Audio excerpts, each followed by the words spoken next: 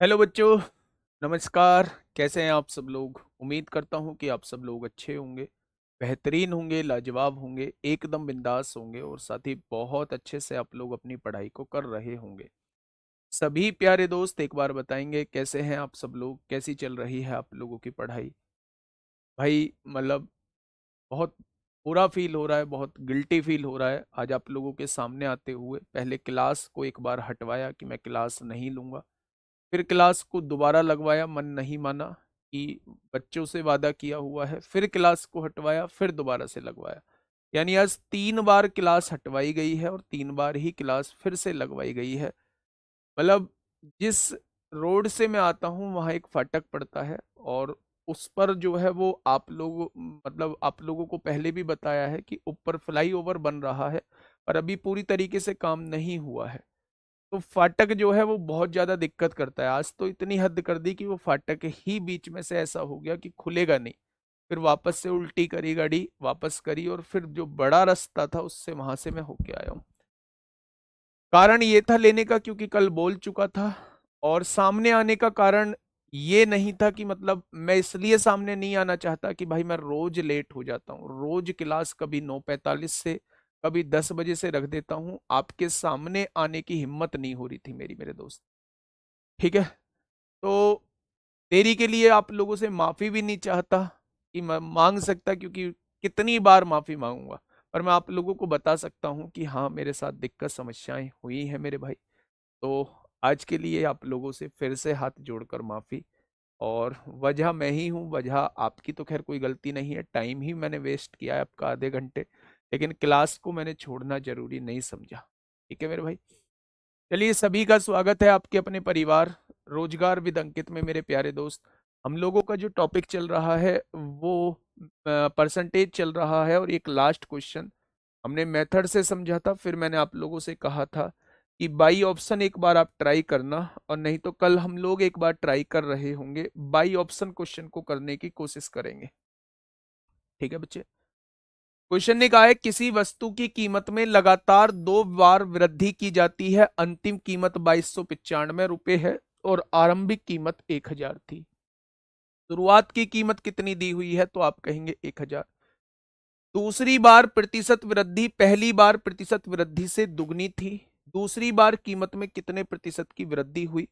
यानी ये जो ऑप्शन आप लोगों को दिए हुए हैं ये दूसरी बार की वृद्धि के हैं। पहली बार अगर x% की वृद्धि हुई है तो दूसरी बार जो है वो दुगनी वृद्धि होती है, यानी 2x% की वृद्धि होती है।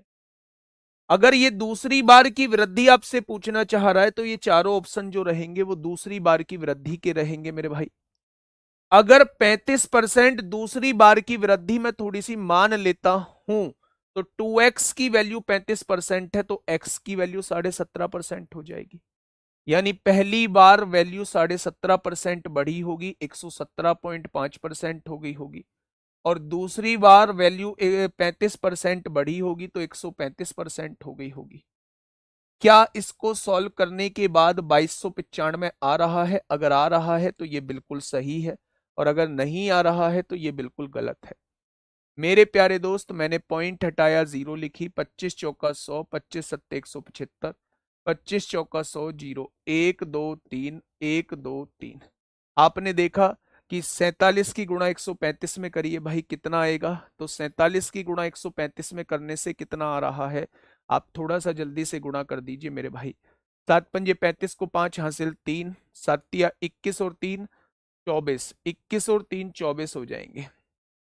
7 पंजे 35 को 5 हासिल 3, 7 21 और 3 24 को 4 हासिल 2, 945, 5 चौक 20 को 0 हासिल 2, 4 12 2 14 को 4 हासिल लगा 1, 4 एकम 4 और 1 5। क्या ये कभी 2295 आएगा? तो आप कहेंगे बिल्कुल नहीं आएगा। तो इसका मतलब ये इसका जवाब नहीं होगा। 35% इस क्वेश्चन का जवाब नहीं होगा। लेकिन मेरे भाई अगर मैं दूसरी वृद्धि 70% की मान 65% की मान लेता हूं तो क्या इसकी आधी यहां वृद्धि हुई होगी 32% की, यानी ये 132.5% हो जाएगा। दूसरी वृद्धि एक 65% की है तो 165% हो जाएगा। हो जाएगा क्या? तो मेरे प्यारे दोस्त, आपने चीजों को देखा, 1000 से 1000 कट गया। 25 से पंजे 125 होगा, कितना बचेगा? 25 तिया 75, 25 चौका 100। ये तो पॉइंट में आएगा, पूरा पूरा कटेगा नहीं, ये भी जवाब नहीं होगा, ये भी जवाब नहीं होगा मेरे भाई। अगर मैं यहां देखूं 70 देखूं, अगर दूसरी वृद्धि 70% की है तो पहली वृद्धि 35% की होगी, आधी। दूसरी वृद्धि 70% की है, क्या इसको सॉल्व करके 2295 आ रहा है? 1 2 3 4, 1 2 3 4, 17 पंजे 85 को 5 हासिल 8, 17 तिया 51 और 8 59 को 9 हासिल 5, 17 एकम 17 और 5 22, क्या 2295 आ रहा है? यानी मेरे भाई दूसरी जो वृद्धि रहेगी वो 70% की रहेगी, क्योंकि दूसरी वृद्धि दुगनी वृद्धि है। दूसरी बार प्रतिशत वृद्धि पहली बार प्रतिशत वृद्धि से दुगनी है, तो अगर दूसरी वृद्धि 70% है तो पहली वृद्धि 35% होगी। हाँ, ऐसे तो टाइम लगेगा बेटा, कल भी तो मैंने बताया था एक तरीका, कल बताया था, ये दूसरा तरीका मैंने ऑप्शन बताया है। किसी किसी क्वेश्चन में वो वैल्यू ऐसी रख देता है कि हम लोगों को थोड़ा सा टाइम लगता ही है मेरे भाई। ठीक है, नेक्स्ट क्वेश्चन की तरफ चलते हैं मेरे भाई। ये बड़ा प्यारा क्वेश्चन है, ये बड़ा प्यारा क्वेश्चन है, बहुत पुराना क्वेश्चन है, बहुत पुराना क्वेश्चन है मेरे भाई, लेकिन 2023 में भी आप लोगों से पूछ लिया है। ठीक है,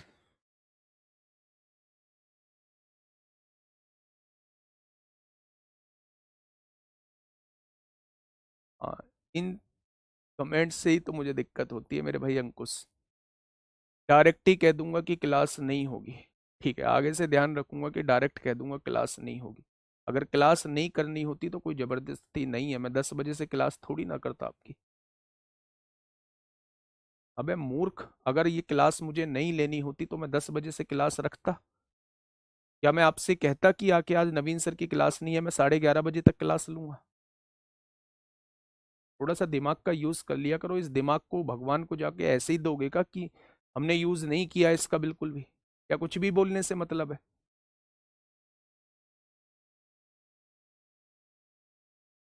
चलिए, फटाफट बताइए क्या होगा इस क्वेश्चन का बिल्कुल सही जवाब? क्या हो जाएगा इस क्वेश्चन का बिल्कुल सही जवाब? नहीं, दूसरी छूट उसने मेरे भाई पूछी है, अगर दूसरी छूट 70 है ना तो पहली छूट 35 होगी, पहली छूट 35 होगी, इसलिए इसको बढ़ा के 35% बढ़ी होगी तो 135% होगी। फिर दूसरी छूट, दूसरी जो वृद्धि है वो 70% है, तो दूसरी 170% होगी। तो क्या इसको सोल्व करने के बाद 2295 आ रहा है? तो वो वही आ रहा है। ठीक है भाई, चलिए मेरे दोस्त इस क्वेश्चन को थोड़ा सा समझिए। एक वस्तु के मूल्य में R% की वृद्धि की जाती है, बाद में इसके नए मूल्य में R% की कमी कर दी जाती है। अब नवीनतम मूल्य यानी नया मूल्य जो है वो 1 रुपए है, तो उस वस्तु का प्रारंभिक मूल्य कितना था? प्यारे दोस्त ध्यान से सुनिएगा, मुझे नहीं पता प्रारंभिक मूल्य कितना था, मैंने प्रारंभिक मूल्य जो है वो A रुपए मान लिया। क्या कोई दिक्कत है? तो आप कहेंगे कोई दिक्कत नहीं है मेरे भाई। अगर पहले R% की वृद्धि हुई है तो क्या वो वैल्यू बढ़ के 100 प्लस R% हो गई होगी? क्यों हो गई होगी जी? प्यारे दोस्त, मैंने आप लोगों को बताया है कि अगर किसी भी चीज में, अगर किसी भी चीज में 10% की वृद्धि होती है तो वो 110% बन जाती है। अगर किसी भी चीज में 20% की वृद्धि होती है तो वो 120% बन जाती है। अगर किसी भी चीज में 5% की कमी होती है तो वो 95% रह जाती है। यानी जब चीजों में वृद्धि होती है तो हम 100 में उसे जोड़ रहे होते हैं, जब चीजों में कमी होती है तो 100 में से उसे घटा रहे होते हैं। उसने कहा है पहले R% की वृद्धि होती है, यानी वो वैल्यू जो है वो 100 प्लस R% बन चुकी होगी। फिर इसमें R% की कमी होती है, तो क्या वो वैल्यू जो है वो 100 माइनस R% रह गई होगी?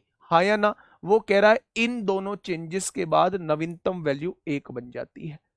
क्वेश्चन खत्म हो चुका है मेरे प्यारे दोस्त। 100 की गुणा 100 में 10,000 होगा, ये डिवाइड में है, इधर आके गुणा में हो जाएगा तो ऊपर तो 10,000 आ जाएगा, आ जाएगा। ए प्लस बी की गुणा ए माइनस बी में होगी तो ए स्क्वायर यानी 100 का स्क्वायर माइनस बी स्क्वायर यानी आर का स्क्वायर हो जाएगा। तो मेरे भाई क्वेश्चन का जवाब कितना हो जाएगा? क्वेश्चन का जवाब हो जाएगा 10,000 माइनस आर स्क्वायर। ये होगा इसका शुरुआती मूल्य जो रहा होगा, ये रहा होगा इसका शुरुआती मूल्य मेरे भाई, option number A. Option number A इस क्वेश्चन का जवाब हो जाएगा। आप इसे कुछ मान के भी कर सकते हो, आप इसे 10% मान लीजिए, इसे भी 10% मान लीजिए मेरे भाई। आप वैसे भी क्वेश्चन को सॉल्व कर सकते हो, लेकिन उससे भी इतना ही टाइम लगेगा। तो मेरे भाई इससे कितना टाइम लग रहा है? इससे मेरे भाई मात्र 15-20 सेकंड में क्वेश्चन सॉल्व हो जाएगा। तो इस क्वेश्चन का जवाब क्या होगा मेरे साथी? तो आप कहेंगे 10,000 अपॉन 10,000 माइनस आर स्क्वायर। अब प्यारे दोस्त, मैं एक चीज आप लोगों को बताने जा रहा हूं, उस चीज को थोड़ा सा समझना, ठीक है? आप में से कितने लोग ऐसे हैं जिन्होंने रात जो है वो एचसीएफ एलसीएम की क्लास ली थी? एचसीएफ एलसीएम की क्लास ली थी मेरे भाई? बेटा करा दूंगा, भूपी पांडे वो करा दूंगा, मैंने पढ़ लिया तुम्हारा व्हाट्सएप पे, मैं आज करा दूंगा। बताइए, कितने लोग ऐसे हैं जिन्होंने मेरे भाई क्लास ली थी एलसीएम एचसीएफ की?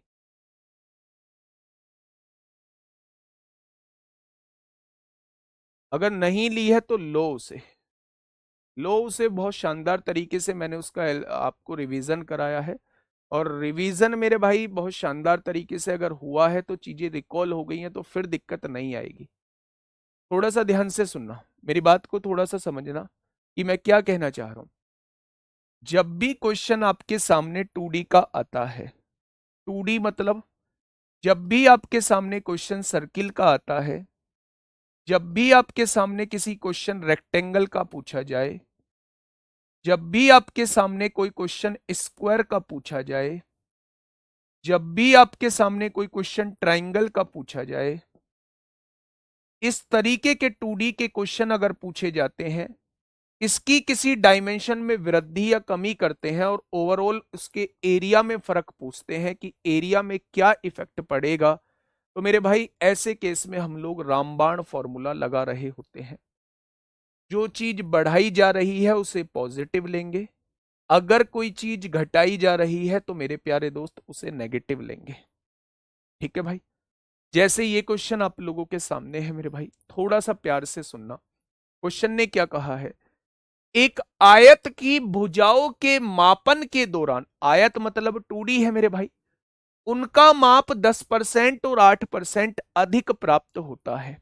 यानी पहली वैल्यू 10% ज्यादा प्राप्त होती है, दूसरी वैल्यू 8% ज्यादा प्राप्त होती है। तो मेरे भाई इन दोनों की वजह से क्षेत्रफल पे क्या फर्क पड़ेगा? क्या क्षेत्रफल पे x plus y plus x y बटे 100 लगा देंगे, रामबाण लगा देंगे। अब यहां से देखिए 10 और 8 18 हो गया, यहां पे एक जीरो से एक जीरो, यहां 0.8 हो जाएगा। क्या उसके क्षेत्रफल में जो है वो 18.8% की वृद्धि हो जाएगी? अगर, ध्यान से सुनना, अगर कभी भी आयत की लंबाई में 10% ज्यादा आपने लंबाई लिख दी, चौड़ाई आपने 8% ज्यादा लिख दी, और आप लोगों से पूछ रहा है कि क्षेत्रफल में क्या चेंज आएगा, तो मेरे भाई क्षेत्रफल में 18.8% बढ़ जाएगा। बढ़ेगा कैसे पता चला? क्योंकि दोनों ही पॉजिटिव थी, आंसर भी पॉजिटिव आएगा। अगर आंसर नेगेटिव आता तो चीजें घट रही होती। ठीक है? नेक्स्ट क्वेश्चन पे आइए मेरे भाई, थोड़ा सा इसका मुझे फटाफट बता दीजिए क्या होगा इस क्वेश्चन का बिल्कुल सही जवाब। इसका मुझे बता दीजिए क्या होगा इस क्वेश्चन का बिल्कुल सही जवाब। क्या कहना चाह रहा है क्वेश्चन?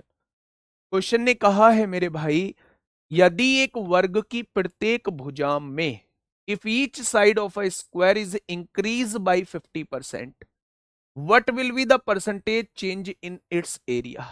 यदि यदि इसके बच्चे, यदि इसकी साइड में 50% का इंक्रीमेंट कर दिया जाए, दूसरा तरीका होता है फॉर्मूला याद होना चाहिए। फॉर्मूला याद होगा तो भी मैं आपको बता दूंगा कैसे। मान लो आपको फॉर्मूला याद है, प्यारे दोस्त आसान ही तरीका बताया था वैसे तो मैंने, पर कोई बात नहीं। अगर उसकी लेंथ को 10% बढ़ाया है तो 10% बढ़ाने का मतलब है पहले लेंथ 10 होगी तो एक बढ़ा के 11 होगी। ये क्या है मेरे भाई? लेंथ है। अगर ब्रेथ को 8% बढ़ाया है तो 8% बढ़ाने का मतलब है पहले ब्रेथ 25 होगी तो अब 2 बढ़ के 27 होगी क्या? अगर मैं आपसे पहले का क्षेत्रफल पूछूं तो लेंथ इंटू ब्रेथ पहले का क्षेत्रफल 250 आएगा। अगर मैं अब का क्षेत्रफल पूछूं तो 11 सत्ते 77 को 7 हासिल 7, 11 दूनी 22 और 7 29 हो जाएगा। यानी पहले एरिया इतना था, अब एरिया इतना है। कितना बढ़ा? तो आप कहेंगे 47 बढ़ा। किससे बढ़ा? 250 से बढ़ा। तो 100 से कितना हो जाएगा? 10 से 10, 5 दूनी 10, 5 पंजे 25, 47 दूनी 94/5, 5 एकम 5, 5 अट्ठे 40, 5 अट्ठे 40। क्या इतना बढ़ जाएगा? दूसरा तरीका मेरे भाई ये था, जहां आपको फॉर्मूला पता होना चाहिए कि रेक्टेंगल का फॉर्मूला क्या होता है, स्क्वायर का फॉर्मूला क्या होता है। अगर फॉर्मूला याद नहीं है तो डायरेक्टली आप लोग रामबाण फॉर्मूले से जा सकते हैं। ठीक है भाई, चलिए इस क्वेश्चन पे आइए। यदि किसी भी स्क्वायर की साइड को 50% बढ़ाया गया है, क्योंकि स्क्वायर की सारी साइड बराबर होती हैं, इसलिए भाई साहब लंबाई को भी 50% बढ़ाया गया, चौड़ाई को भी 50% बढ़ाया गया। लंबाई 50%, चौड़ाई 50% बटे 100। क्या क्षेत्रफल में ये परिवर्तन आएगा? आएगा क्या? अब देखिए मेरे भाई, आप क्या कहने वाले हैं? 50 50 100, 100 में 25 जोड़ोगे तो 125% जो है उसका एरिया जो है वो बढ़ जाएगा। नेक्स्ट क्वेश्चन की तरफ चलते हैं। बेलन मतलब 3D होता है। मैं पहले ही आप लोगों को यही बता देता हूं, जब भी 3D का क्वेश्चन आपके सामने आए, 3D का क्वेश्चन आपके सामने आए, जैसे गोले का कोई क्वेश्चन आता है, जैसे बेलन का कोई क्वेश्चन आपके सामने आता है, शंकु का कोई क्वेश्चन आपके सामने आता है मेरे भाई, घन घनाभ का कोई क्वेश्चन आपके सामने आता है, इसकी भुजा में इतना परिवर्तन किया गया तो इसके आयतन में होने वाला परिवर्तन कितना होगा। तो इस टाइप के क्वेश्चन को आप मोस्टली क्वेश्चंस को फॉर्मूले से सॉल्व करेंगे। अगर आप फॉर्मूले से सॉल्व नहीं करते हैं तो 2 बार आपको सक्सेसिव लगाना पड़ेगा, 2 बार आपको क्रमागत लगाना पड़ेगा मेरे भाई। ठीक है, जैसे पहला क्वेश्चन आपके सामने ये आया, फॉर्मूले से कैसे सॉल्व करते हैं। If the radius of the cylinder is increase by 10%, radius को 10% बढ़ाया गया है। या रेडियस को 10% बढ़ाने का मतलब ये होता है कि रेडियस अगर पहले की बात करूं तो पहले रेडियस अगर 10 रही होगी तो अब रेडियस कितनी हो गई होगी? 1 बढ़ के 11 होगी। यही मतलब है मेरे भाई। अगर रेडियस को 10% बढ़ाया गया है, 10% इंक्रीज किया गया है, तो इसका मतलब क्या है? इसका मतलब 10 से 1 बढ़ा के 11 कर दी गई है। ऊंचाई को यानी हाइट को 40% कम कर दिया जाए। 40% कम करने का मतलब क्या है? जब आप 40% की फ्रैक्शन बनाओगे तो वो 2/5 आएगी। आएगी क्या? यानी कि मेरे भाई अगर मैं आपसे कहूं कि उसकी ऊंचाई अगर पहले 5 थी तो अब 40% कम कर दी गई, यानी 2 कम कर दी गई, तो क्या अब ऊंचाई 3 रही होगी? हाँ या ना? तो उसने कहा है बेलन के वक्र पृष्ठीय क्षेत्रफल में कितने प्रतिशत की कमी होती है। बेलन का वक्र पृष्ठीय क्षेत्रफल जो होता है मेरे भाई 2πr(h) होता है। ये कहां से आया है? ये जब पढ़ाऊंगा तब पता लग जाएगा, वहां भी कराऊंगा ऐसे क्वेश्चन। उसने इसमें चेंज पूछा है, कितना चेंज हुआ? क्या 2 में कोई चेंज हुआ? नहीं, 2 तो कांस्टेंट है। पाई की वैल्यू में कोई चेंज हुआ? नहीं, ये तो कांस्टेंट है। चेंज हुआ है रेडियस और हाइट में। तो आप रेडियस और हाइट की गुणा कर दो। अगर रेडियस और हाइट की गुणा करते हैं तो पहले जो वक्र पृष्ठीय क्षेत्रफल आता वो 50 आता, अब जो वक्र पृष्ठीय क्षेत्रफल आएगा वो 33 आएगा। भाई रेडियस की गुणा हाइट में करनी है ना वक्र पृष्ठीय क्षेत्रफल निकालने के लिए। जो कांस्टेंट है उससे मतलब नहीं है, उसे काट दो। जो बदला है बस मतलब उससे रखना है मेरे भाई। आर की गुणा एच में करनी है तो आर की गुणा एच में करी, यहां आ गया। आर की गुणा एच में करी, यहां आ गया। यानी पहले वक्र पृष्ठीय क्षेत्रफल 50 था, अब 33 हो गया है। कितना घटा? तो आपने कहा 17 घटा। किससे घटा? 50 से घटा। तो 100 से कितना घट जाएगा? यानी इसका वक्र पृष्ठीय क्षेत्रफल जो आएगा वो 34% आ जाएगा। इसका वक्र पृष्ठीय क्षेत्रफल जो घटेगा वो 34% घटेगा, 34% घटेगा। क्या इस बात में किसी को कोई दिक्कत है? क्या इस बात में किसी को कोई दिक्कत है? बोलो मेरे भाई। क्या हम इसे रामबाण से नहीं कर सकते? बिल्कुल कर सकते हो। अगर दो ही चीज मौजूद है, कोई पावर नहीं लगी हुई है, तो आप उसे रामबाण से भी कर सकते हैं। कितने परसेंट की वृद्धि हुई? 10% की वृद्धि हुई। कितने परसेंट की कमी हुई? कमी हुई है तो माइनस लगाइए। वृद्धि हुई है तो प्लस लगाइए, कमी हुई है तो माइनस लगाइए, बटे में कितना कर दीजिए? 100 कर दीजिए। आया ना? दो जीरो से दो जीरो उड़ाइए, 10 में से 40 जाएंगे, -30 बचेगा। और एक की गुणा -4 में करेंगे, -4 आएगा। क्या आंसर जो है वो -34 आ जाएगा? और माइनस का मतलब है चीजों में कमी आई है, यानी उसका वक्र पृष्ठीय क्षेत्रफल 34% घट जाएगा। तो ये कुछ तरीका हम लोगों का आप फॉर्मूले से था मेरे भाई, और ये तरीका हम लोगों का रामबाण से था। ठीक है, चलिए नेक्स्ट क्वेश्चन पे आइए मेरे प्यारे दोस्त। ये रहा आपके सामने अगला क्वेश्चन। आरआरबी एनटीपीसी में पूछा गया है, सीबीटी 1 में आप लोगों से पूछा गया है। बेटा पाई में कभी पाई की वैल्यू थोड़ी ना बदलती है, दो थोड़ी ना बदलेगा, कांस्टेंट पार्ट को हमें लेना नहीं है। फटाफट मुझे बताइए क्या होगा इस क्वेश्चन का बिल्कुल सही जवाब।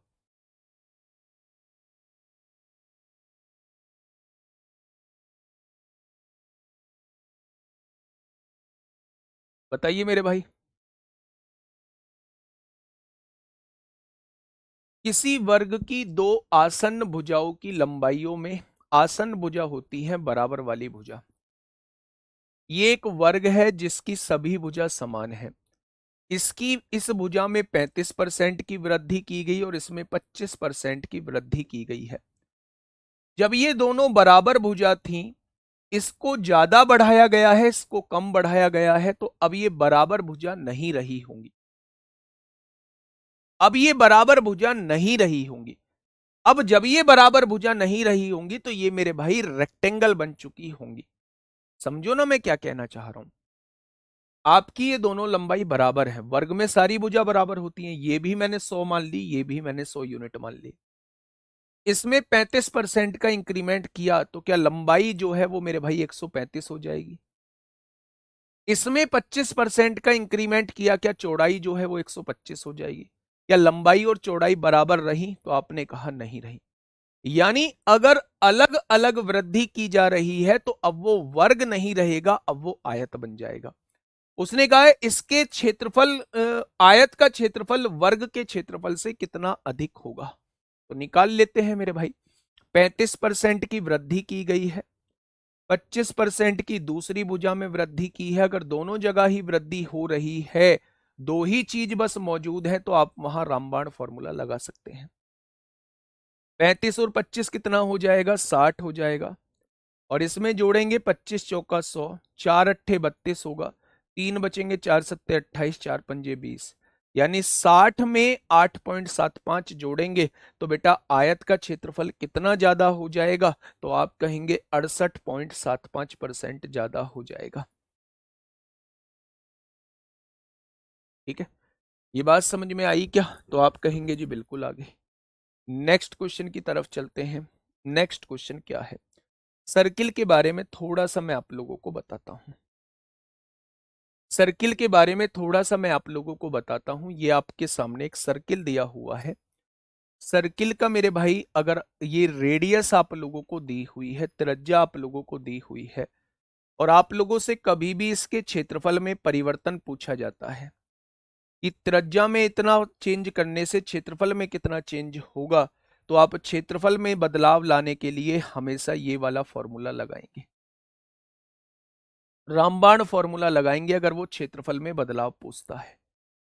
लेकिन कभी कभी वो क्या करता है कि आप लोगों से त्रिज्या में बदलाव दे देता है कि त्रिज्या को इतना बढ़ाया गया या घटाया गया, तो आपसे पूछता है इसके व्यास में क्या परिवर्तन होगा, या इसकी परिधि में क्या परिवर्तन होगा, सरकमफ्रेंस में क्या परिवर्तन हो जाएगा।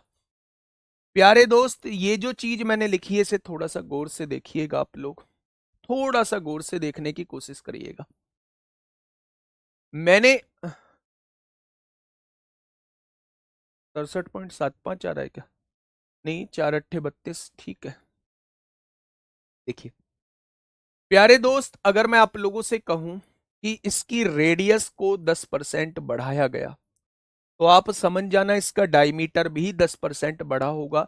इसीलिए मैंने ये इज इक्वल टू में चीजें लिखी हैं। इन तीनों में से किसी एक के साथ कोई परिवर्तन होता है तो अन्य दो के साथ वही सेम परिवर्तन अपने आप हो जाएगा। मैंने व्यास को 10% बढ़ाया तो मेरे भाई इसकी त्रिज्या भी 10% बढ़ जाएगी, इसकी परिधि भी 10% बढ़ जाएगी। अगर किसी क्वेश्चन में आप लोगों से यह कहा गया परिधि यानी सरकमफ्रेंस को 2% कम कर दिया गया है, तो आप कह देना जी डायमीटर भी 2% कम हो गया होगा और रेडियस भी 2% कम हो गई होगी। यानी कुल मिला के कहने का मतलब केवल और केवल इतना सा है कि अगर इन तीनों में से किसी में कोई भी चेंज किया गया तो उतना ही चेंज अन्य दो में अपने आप हो जाएगा। मैंने कहा व्यास को 70% बढ़ाया गया तो आप कहना ये दोनों भी 70% बढ़ जाएंगे।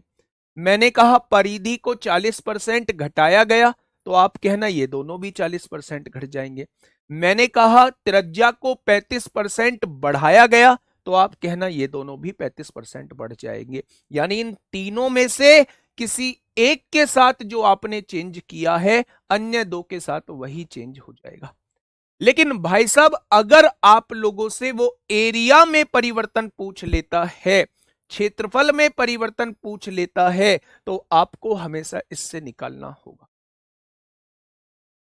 ठीक है भाई, देखिए, हाँ समझिए, यदि किसकी वृत्त की त्रिज्या में 35% की कमी की जाती है तो क्या उसकी त्रिज्या में 35% की कमी है, व्यास में भी 35% की कमी, परिधि में भी 35% की कमी, लेकिन वो आपसे क्षेत्रफल में पूछ रहा है क्या होगा।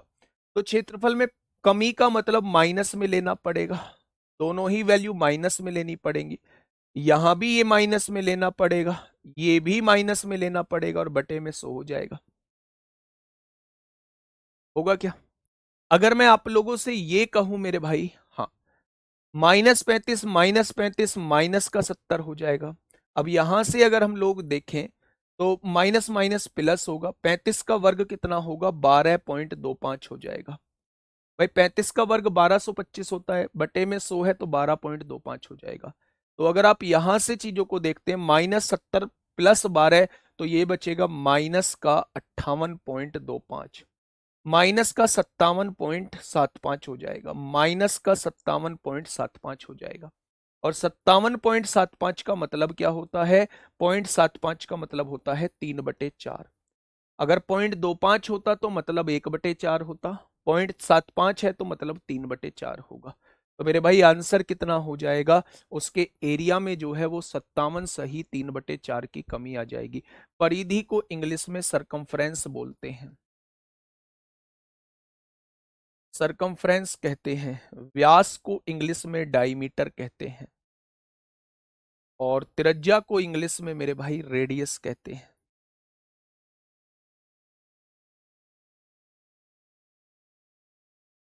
दोनों बार 35% की कमी इसलिए कर रहे हैं क्योंकि रेडियस एक ही होती है। वर्ग में भी तो यही कहा था हमने, वर्ग में आप इस क्वेश्चन को देखो, उसने कहा था कि भाई साहब ये तो बेलन है, वर्ग में 50% की वृद्धि दी एक बार थी, लेकिन वर्ग की सारी भुजाएं बराबर होती हैं इसलिए हमने दोनों बार ही 50 लिखा। ठीक वैसे ही रेडियस एक बार ही देगा, लेकिन रेडियस तो हर जगह की सेम रहेगी इसलिए दोनों बार ही हम लोगों को 35% लिखना हो। ठीक है, क्या ये चीज समझ में आई? फॉर्मूले से भी हो जाएगा मेरे भाई। हाँ, नेक्स्ट क्वेश्चन बताइए।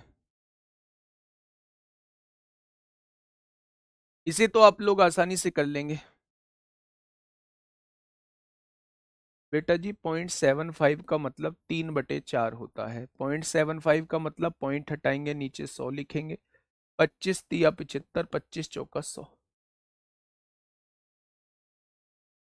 0.25 का मतलब 1/4 होता है, पॉइंट हटाएंगे नीचे 100 लिखेंगे, तो यहाँ 1/4 हो जाएगा। तो ये छोटी छोटी सी बातें आप लोगों को याद रखनी होगी। ठीक है,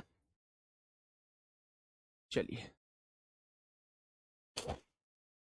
लोकेश भाई, यहाँ देखो मेरे दोस्त, 35 की गुणा 35, 35 का स्क्वायर 1225 होता है। नीचे जितनी जीरो होती हैं उतने बाद पॉइंट लगा दो, 2 जीरो है तो 2 के बाद पॉइंट लगा दिया, तो ये 12.25 हो जाएगा।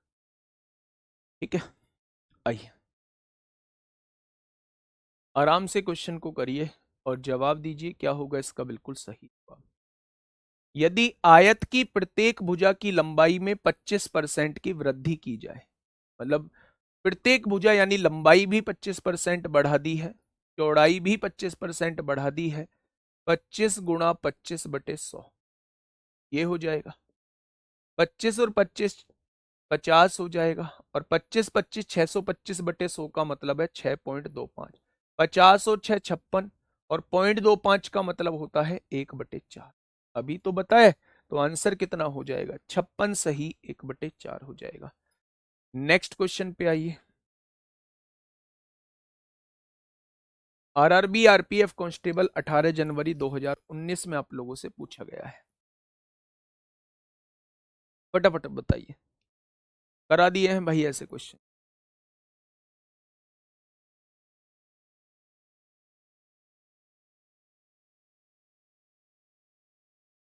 ये टॉपिक मेंसुरेशन में भी आएगा जब सारे फॉर्मूले पढ़ा दूंगा।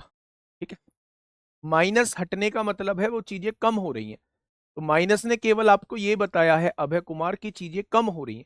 माइनस लगाओ या मत लगाओ फर्क नहीं पड़ता, प्लस में आ रही हैं तो चीजें बढ़ रही हैं, माइनस में आने का मतलब है कि चीजें कम हो रही हैं। देखिए, यदि एक आयत की लंबाई और चौड़ाई में क्रम से इतने की वृद्धि की जाती है, एच डब्ल्यू लिख दीजिए, एक्स प्लस वाई प्लस का एक्स वाई बटे 100 लिखिए। क्वेश्चन नंबर 54 ग्रुप डी में, आयत की लंबाई 15% बढ़ जाती है और चौड़ाई 20% घट जाती है, फिर से एच डब्ल्यू लिखिए भाई साहब। क्षेत्रफल में परिवर्तन पूछ रहा है, लगाइए रामबाण फॉर्मूला। अब आ रहे हैं हम टाइप 3 की तरफ।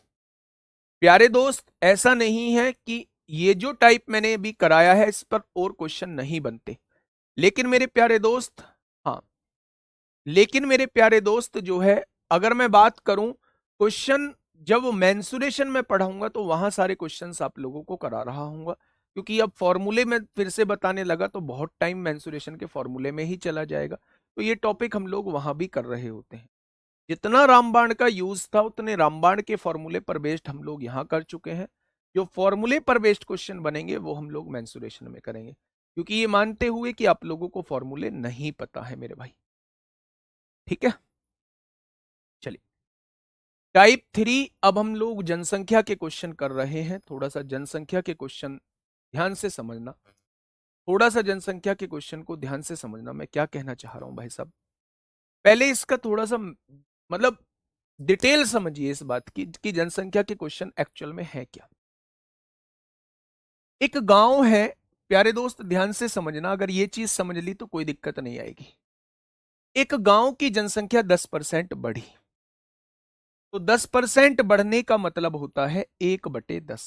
या ये फ्रैक्शन बना लोगे तो आप कहेंगे बिल्कुल, यानी कि अगर पहले साल जनसंख्या 10 रही होगी तो एक बढ़ के अगले साल कितनी होगी, होगी 11 होगी। अगर क्वेश्चन 2 साल का है तो पहले साल भी 10 से 11 हुई होगी और अगले साल भी जनसंख्या 10 से 11 हुई होगी। जब आप इन्हें सॉल्व करते हो तो ये आता है 100 और ये आता है 121। बस मुझे ये बताना है ये दोनों वैल्यूज वास्तव में है क्या।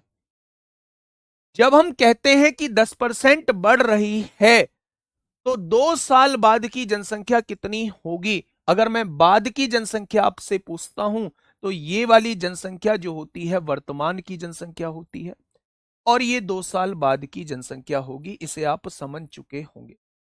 यानी 10% बढ़ने का मतलब अगर अब 10 है तो एक साल बाद 11, अगर एक साल बाद 10 है तो उससे अगले साल 11। यानी अगर वर्तमान में जनसंख्या 100 है तो 2 साल बाद जनसंख्या 121 हो जाएगी।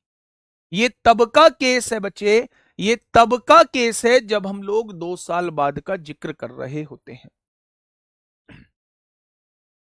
दूसरा केस, मैंने आप लोगों से कहा कि जनसंख्या 10% की दर से घट रही है, तो 10 से इसकी फ्रैक्शन कितनी होती है, 1/10, यानी 10 से 1 घट के 9 रह जाएगी, 10 से 1 घट के 9 रह जाएगी। यहां अगर 100 जनसंख्या रही होगी तो यहां कितनी हो जाएगी, 81 जनसंख्या रह जाएगी। ये कब लगेगा जी, ये मेरे प्यारे दोस्त आप ध्यान से सुनना, जब आपसे पहले का जिक्र किया हो, पहले का, जनसंख्या पहले का जिक्र किया हो, तो पहले के केस में ये वर्तमान में होती है और ये 2 साल पहले की जनसंख्या हो जाएगी। 2 साल पहले की जनसंख्या हो जाएगी।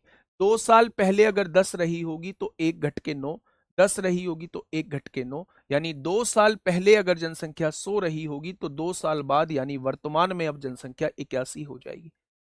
यानी कभी पहले का पूछा जाता है तो मेरे भाई ये वाला कॉन्सेप्ट लगाएंगे जिसमें वर्तमान की वैल्यू को ये वाली को लेंगे और पहले की वैल्यू को ये वाली को लेंगे।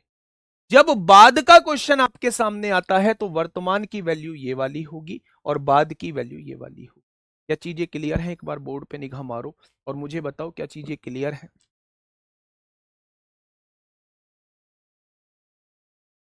क्या चीजें क्लियर है मेरे भाई, बोलो।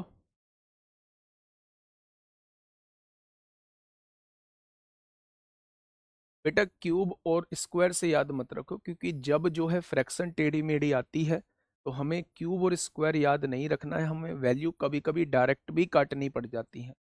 तो आप ये देखो 2 साल का क्वेश्चन है तो वैल्यू 10 से 11 पहले साल, 10 से 11 दूसरे साल। 3 साल का क्वेश्चन है तो 10 से 11 पहले साल, 10 से 11 दूसरे साल, 10 से 11 तीसरे साल। तो मेरे भाई ये वर्तमान की जनसंख्या, ये 3 साल बाद की जनसंख्या। लेकिन अगर पहले का क्वेश्चन पूछा गया है तो उस केस में ये वर्तमान की जनसंख्या होती है, ये पहले की जनसंख्या मेरे प्यारे दोस्त होती है। एक क्वेश्चन के थ्रू आप लोगों को समझाने की कोशिश करूंगा टाइप 3 में चीजें होती कैसे हैं। ध्यान से चीजें समझिएगा, फटाफट मुझे बताइएगा। पहले क्वेश्चन को एक बार आराम से पढ़ो,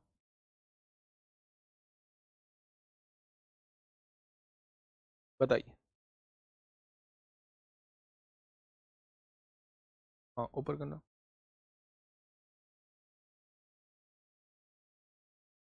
नहीं ऐसा नहीं है गुड़िया, ऐसा नहीं है। देखिए, अब देखिए मेरी बात को थोड़ा सा ध्यान से समझिए, बहुत प्यार से समझिए। एक कस्बे की जनसंख्या 2,24,375 है, यानी ये वर्तमान की जनसंख्या आप लोगों को दी हुई है 2,24,375।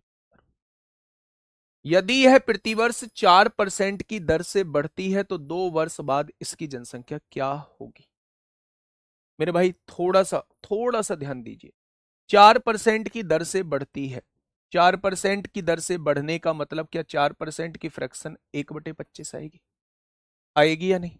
यानी अगर अब जनसंख्या 25 है तो एक बढ़ के क्या 1 साल बाद 26 हो जाएगी। अगर अब जनसंख्या 25 है तो 1 साल बाद 26 हो जाएगी। यदि वर्तमान में जनसंख्या यदि वर्तमान में जनसंख्या 25 गुणा 25 है तो क्या 2 साल बाद जनसंख्या 26 गुणा 26 हो जाएगी। क्या इस बात का मतलब यही है, तो आप कहेंगे जी बिल्कुल यही है। अब उसने कहा है कि वर्तमान में जनसंख्या 22, 43, 75 है, यानी उसकी वैल्यू दी हुई है 22, 43, 75। वर्तमान की जनसंख्या पूछी है और वर्तमान की जनसंख्या दी हुई है और 2 साल बाद की जनसंख्या, यानी इसकी वैल्यू आपसे पूछी, इसकी वैल्यू आपसे पूछी है। बेटा रोलर वाला जो आज डला हुआ है शॉर्ट्स, उसका आंसर 750 है, 750 है मेरे भाई। तो ये वर्तमान की जनसंख्या है, ये वर्तमान की जनसंख्या है। अगर प्रेजेंट में ये जनसंख्या है तो 2 साल बाद जनसंख्या ये हो जाएगी। समझ गए ना, बाद का पूछ रहा है, 25 से 1 बढ़ के 26, 25 से 1 बढ़ के 26। अगर वर्तमान में ये है तो 2 साल बाद ये जनसंख्या हो जाएगी, हो जाएगी क्या। मेरे भाई काटिए, 25 से काटिए, 25 अट्ठे 200 होता है, 24 बचेगा, 243 हो गया। 25 निम्मा 225 होता है, 18 बचेगा, 18 बचेगा तो 25 सत्ते 175 होता है, 175 12 बचेगा, 25 पंजे 125 होता है। फिर 25 से काटिए, 25 तिया 75 होता है, 14 बचेगा 147, 147 25 पंजे 125 होता है, 125 और आप कहेंगे 22 बचेगा, 25 निम्मा 225 होते हैं बच्चे। अगर 1 = 359 है तो इतने बराबर कितना हो जाएगा, ये 2 साल बाद की जनसंख्या आ जाएगी। क्या आप इनकी मल्टीप्लाई करोगे? पहले इसका यूनिट डिजिट देखोगे, यूनिट डिजिट क्या होगा। तो आपके देखने वाले हैं 6 की गुणा 6 में 6 आएगा, और 6 की गुणा 9 में तो पीछे 4 आएगा, 6 नाम 54। तो या तो ये आंसर होगा या ये आंसर होगा, ये आंसर नहीं होगा, ये आंसर नहीं होगा। अब आप ये देखिए क्या आंसर 13 का मल्टीपल होगा, तो आपने कहा जी बिल्कुल होगा। तो 13 का मल्टीपल 13 एकम 13, 10 बचेगा, 13 अट्ठे 104, 2 बचेगा, 13 दूनी 26, 2 बचेगा, 13 दूनी 26, ये डिवाइड नहीं होता 13 से, तो ये जवाब नहीं होगा। आंसर क्या हो जाएगा? आंसर जो है मेरे भाई डी ऑप्शन हो जाएगा। देखो 13 एकम 13 होता है, कितना बचेगा भाई? 11 बचेगा। 13 अट्ठे 104 होता है, 8 बचेगा। 13 छिंग 78 होता है, 8 बचेगा। 13 छिंग 78, 10 बचेगा। 13 अट्ठे 104 होता है। तो आंसर क्या हो जाएगा? ऑप्शन नंबर डी हो जाएगा। ऑप्शन नंबर डी हो जाएगा। अगर वर्तमान की जनसंख्या ये है तो 2 साल बाद की जनसंख्या ये होगी। उसने वर्तमान की जनसंख्या इतनी दी है, यानी इसकी वैल्यू जो है आपको उसने ये दी है, तो एक की वैल्यू ये हो जाएगी। तो इतने की वैल्यू क्या हो जाएगी? कुछ चेक करने की जरूरत नहीं है, यूनिट डिजिट चेक करी तो 4 आया, ये ऑप्शन वैसे खत्म हो गए। 26 है तो आंसर 13 का मल्टीपल होगा, तो 13 से डिवाइड किया, ये डिवाइड नहीं होता था, तो ये डायरेक्टली आंसर हो जाएगा। ठीक है, इतना नहीं भी करते, एक की वैल्यू नहीं भी निकालते, आपसे इसकी वैल्यू पूछ रहा है, तो शुरू में ही आंसर 13 का मल्टीपल देख लेते, यही आंसर 13 का मल्टीपल देख लेते, तो 13 से जो ऑप्शन कटता वही आपके क्वेश्चन का जवाब हो जाता। ठीक है बेटा, 13 का मल्टीपल यहां से देखो ना, 26 को क्या लिख सकते हैं? 2 × 13, 13 आ रहा है ना गुणा में, तो इसका मतलब आंसर जो आएगा वो 13 से गुणा होने के बाद आएगा, यानी आंसर 13 से पूरा पूरा कटेगा। ठीक है अंशिका, चलिए भाई मेरे बहुत सारे क्वेश्चन कराऊंगा इसमें, फटाफट आइए मेरे भाई, पढ़िए इस क्वेश्चन को एक बार, पढ़िएगा इस क्वेश्चन को। हाँ, एक दूसरा मेथड भी है, दूसरा मेथड भी है, लेकिन मैं कंफ्यूज नहीं करना चाहता आपको। अगर पहले साल 4% बढ़ी है तो 2 साल का निकालने के लिए आप सक्सेसिव लगा दीजिए, तो आप कहने वाले हैं 8.16% जनसंख्या बढ़ चुकी होगी। भाई पहले साल 4% बढ़ी, दूसरे साल 4% बढ़ी, तो क्या आप ये कह सकते हैं कि 4 + 4 + 4 × 4 यानी 2 साल में जनसंख्या 8.16% बढ़ी होगी? यानी कहने का मतलब है अगर वर्तमान में जनसंख्या 22, 43, 75 है, तो इतनी जनसंख्या बढ़ चुकी होगी, तो 100 में इतना जोड़ दो, क्या इतनी जनसंख्या हो चुकी होगी? बस अब आप इसे सॉल्व कर लो, इससे डायरेक्टली आंसर आ जाएगा, लेकिन ये कैलकुलेशन थोड़ी सी बड़ी हो जाएगी। बेहतर है आप इस वाले कॉन्सेप्ट से भगे हुए चले जाएं। ठीक है, एक गांव की जनसंख्या में 10% वार्षिक दर से वृद्धि होती है, यानी हर साल 10% वार्षिक दर से वृद्धि होती है, तो 10% वार्षिक दर से वृद्धि का मतलब है 1/10। यदि 2 वर्ष पहले इस गांव की जनसंख्या इतनी है तो वर्तमान में कितनी होगी? पहले की बात कर रहा है। अगर 2 साल पहले 10 रही होगी तो 1/11, अगर 2 साल पहले 10 रही होगी तो 1/11। जब क्वेश्चन में पहले की बात की जाती है तो ये 2 वर्ष पहले की जनसंख्या आ जाती है। भाई 2 वर्ष पहले की बात की जा रही है, तो ये जो पहली वाली होगी ये 2 वर्ष पहले की जनसंख्या होगी, और ये वाली जो होती है ये वर्तमान की जनसंख्या होती है। अगर क्वेश्चन में बाद की बात की जाती है तो ये वर्तमान की जनसंख्या होती है, ये बाद की जनसंख्या होती है। यानी अगर मैं कहूं तो वर्तमान की जनसंख्या 121 हो जाएगी। उसने कहा है 2 वर्ष पहले इस गांव की जनसंख्या 10,000 थी, यानी इसकी जो वैल्यू दी हुई है वो 10,000 आप लोगों को दी हुई है, तो क्या एक की वैल्यू जो है वो 100 निकल के आ जाएगी? अगर एक की वैल्यू 100 आ चुकी है तो वर्तमान में जनसंख्या कितनी होगी? 12,100 हो जाएगी। ऑप्शन नंबर ए, 12,100 इस क्वेश्चन का साथी बिल्कुल सही जवाब जो है वो हो जाएगा। ठीक है, नेक्स्ट क्वेश्चन पे आइए।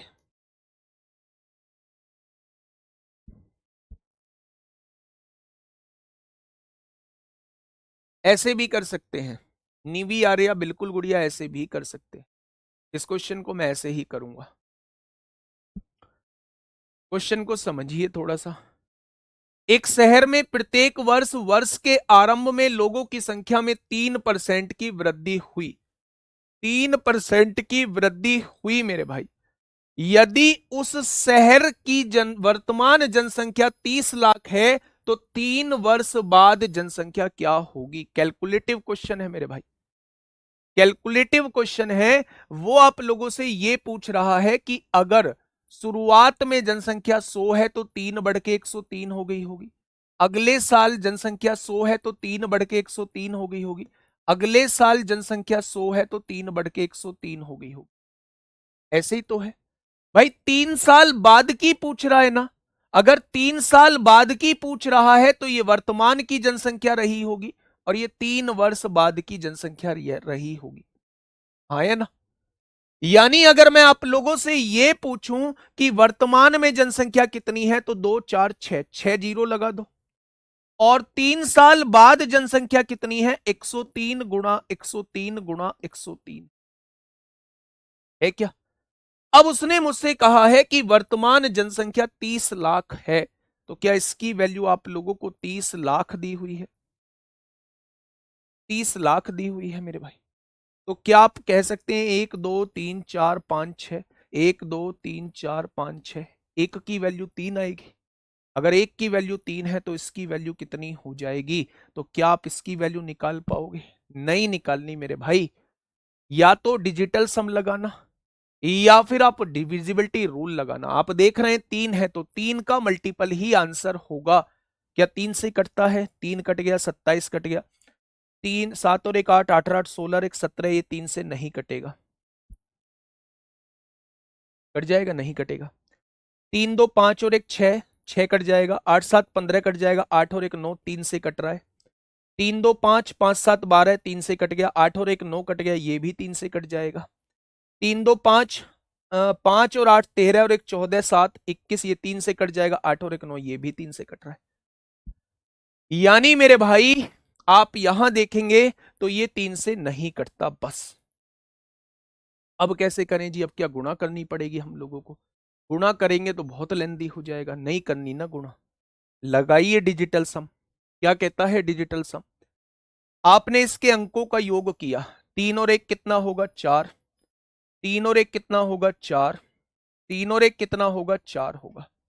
आपने यहां देखा 4 चौक 16, चौका 64 हो जाएंगे, और 64 की गुणा 3 में करनी है। 4 तिया 12 को 2 हासिल, 192, और 192 में 9 और 2 11 और 1 12 होगा, और 12 में जब डिजिटल सम करेंगे तो 3 आएगा। 12 का जब डिजिटल सम करेंगे तो मेरे भाई 3 आएगा। तो 3 देख लो किसका बैठ रहा है। देखो, 3 और 2 5 और 1 6, 6 और 7 13, 13 और 8 कितना? 21, 21 और 8 29 और 1 30। इसका डिजिटल सम कितना बैठ रहा है? 3 बैठ रहा है। 3 और 2 5, 7 5 12 और 8 20 और 1 21 और 1 22 और 8 30। ओहो, इसका भी 30 बैठ रहा है। इसका भी डिजिटल सम 3 बैठ रहा है। 3 और 2 5 और 8 13 और 1 14, 7 21 और 1 22, इसका भी 3 बैठ रहा है। तो भाई साहब सबका ही 3 बैठ रहा है, सबका ही 3 बैठ रहा है। अब हमें मल्टीप्लाई करनी पड़ेगी। नहीं बैठ रही ताल।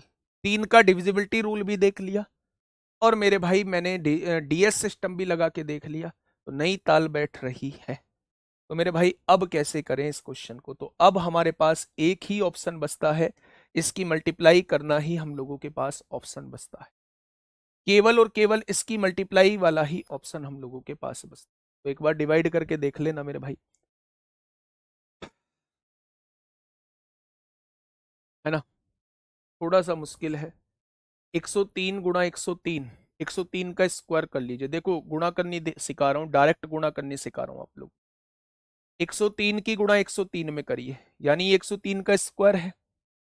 100 से कितना ज्यादा? 3 ज्यादा, 3 का स्क्वायर 0 9 होता है। 3 ज्यादा है तो 3 जोड़ दो, 103 में 3 जोड़ा 106 आ गया। क्या इन दोनों की गुणा करने पर ये आ चुका होगा? अब हमें इसमें किसकी गुणा करनी है? इन दोनों की। 103 की 3 में करेंगे 309 आएगा। तो मेरे प्यारे दोस्त इनकी गुणा आप लोगों को करनी है। 9 नाम 81 को 1, ये आ गया। 9 × 54 को 4, 9 × 1 = 9। यहां देखेंगे ये जीरो आएगा, तो 81 किसके पीछे आ रहा है? सबके पीछे आ रहा है। यहां भी जीरो आएगा, यहां भी जीरो, यहां भी जीरो, यहां भी जीरो आएगा। आप यहां देखिए, 9 × 3 = 27 को 7, 181 किसके पीछे आ रहा है? 181, तो यही ऑप्शन है, option number C. Option number C, 181 जिसके पीछे आ रहा है, 181 जिसके पीछे आ रहा है वही इस क्वेश्चन का जवाब हो जाएगा। मेरे दोस्त कभी कभी ऐसा होता है, अब आप कहेंगे जी इतने में तो बहुत टाइम लगेगा। मुझे तो नहीं पता था कि डिजिटल सम नहीं लगेगा। डिजिटल सम कैलकुलेशन को आसान करने का काम करता है। या तो मैं इस क्वेश्चन को पहले से ही घर से करके आता और मैं कह देता भाई डिजिटल सम नहीं लगाएंगे, इसमें डायरेक्ट मल्टीप्लाई करेंगे। लेकिन एग्जाम हॉल में आप कैसे पहचानेंगे? आपको वो सारी चीजें आपकी तरह सोच के चल रहा हूं जैसे आप नहीं, मैं एग्जाम हॉल में बैठा हूं। मेरे सामने ऐसी कंडीशन बनेगी, मैं सबसे पहले 3 का डिविजिबिलिटी रूल चेक करूंगा, तो मैं कहूंगा ये तो ऑप्शन नहीं होगा। फिर मैं यूनिट डिजिट देखूंगा तो सब में यूनिट डिजिट समान है। मैं लास्ट 2 डिजिट का कॉन्सेप्ट देखूंगा तो सब में लास्ट 2 डिजिट समान है। अब मेरे पास ऑप्शन बचा डिजिटल सम, तो डिजिटल सम से भी तीनों ऑप्शन सेम आ रहे हैं, तो भाई साहब मैं क्या करूंगा? तो मेरे दोस्त ऐसे केस में आप लोगों को गुणा करनी, ऐसे केस में आप लोगों को गुणा करनी होगी। 181 पहले में जरूर है, लेकिन ये 3 का मल्टीपल भी तो नहीं है, 3 से डिवाइड नहीं हो रहा, तो ये तो आंसर होगा ही नहीं। ठीक है, ये तो आंसर होगा ही नहीं, क्योंकि ये 3 का मल्टीपल नहीं है। हमें इन तीनों में से चेक करना है बस। ठीक है, इसी तरीके से मैं आपकी तरीके से सोच के चल रहा हूं, है ना। अगर मैं पहले से करके आता तो मैं आपको बिल्कुल सलाह नहीं देता और मैं कह देता इतनी देर में क्वेश्चन हो जाते हैं। लेकिन भाई जब ऐसे क्वेश्चन आते हैं तो टाइम लगता है। या तो आप शुरुआत में ही गुणा कर लो, वो लेंदी हो जाएगा। अगर बाई चांस इसमें डीएस लग रहा होता तो गुणा करने में ज्यादा टाइम लग जाएगा डीएस के मुकाबले। ठीक है मेरे भाई, तो आगे बढ़ते हैं अगले क्वेश्चन की तरफ। देखिए, पेचीदे क्वेश्चन खूब लाया हूं जहां खूब कैलकुलेशन है, खूब कैलकुलेशन है मेरे भाई। एक क्लास प्लीज सर डीएस की, मैं बताऊंगा आपको कब होगी, फाउंडेशन बैच में सब कुछ कराऊंगा। डीएस की भी वहां टाइम की बाउंडेशन नहीं है। डीएस की यूनिट डिजिट, लास्ट 2 डिजिट, और सिंपली सम कैसे किया जाता है, सब्सट्रैक्ट कैसे किया जाता है, 2 अंकों की गुणा, 3 अंकों की गुणा, 4 अंकों की गुणा डायरेक्टली, वो सारी चीजें मैं वहां सिखाऊंगा, है ना। शुरुआत से बहुत कुछ डिफरेंट भी आपको सीखने को मिलेगा। तो आपने जो नोट्स बनाए हुए हैं, उन नोट्सों में जो चीज एक्स्ट्रा बताता हूँ वो वहाँ आप लोग ऐड कर लेना, वरना नोट्स बनाने की आपको आवश्यकता नहीं है। बहुत सारी चीज एक्स्ट्रा सीखने को मिलेंगी, वो ऐड करते चलना। ऐसा मैथ हो जाएगा कि आप लोग फिर कभी किसी मैथ में दिक्कत महसूस अपने आप में नहीं करेंगे। ठीक है, आइए मेरे भाई इस क्वेश्चन की तरफ थोड़ा सा आइए, क्या कहता है। देखिए क्वेश्चन क्या कहना चाह रहा है। एक कस्बे की वर्तमान में जनसंख्या 15,625 रुपए, 15,625 दी हुई है, सॉरी। यह दो क्रमागत वर्ष मतलब जो लगातार वर्ष होते हैं। ठीक है, बहुत बढ़िया। फाउंडेशन के नेम पे लूट मचा लो, इसका क्या करें गतिमान का। ना चाहते हुए भी कमेंट तुमने पढ़वा ही दिया, मेरे लाल, मेरे शेर, मेरे दोस्त, मेरे साथी, मेरे छोटे भाई। इस भाई को यही नहीं पता कि foundation batch free of cost जा रहा है। पूरे 6 महीने एक भी रुपया आप लोगों से नहीं लिया जाएगा। गतिमान बैच हर चीज प्रोवाइड करने के लिए, कितना ही फाउंडेशन से फ्री से पढ़ लो, फिर भी आप लोगों को लास्ट टाइम पे टारगेटेड के लिए कोई बैच लेना ही पड़ेगा। ये आप लोग भी जानते हैं, जहां टारगेटेड पढ़ाई की जाती है। मेरे दोस्त, उम्र निकली जा रही है, दिन पे दिन टाइम निकला जा रहा है, लेकिन मैच्योरिटी आने का नाम नहीं ले रही है। मैच्योरिटी आने का नाम नहीं ले रही है मेरे भाई। तो कैसे आएगी मैच्योरिटी मेरे दोस्त? कैसे? आपको पता है फाउंडेशन के क्या आपसे रुपए लिए जा रहे हैं?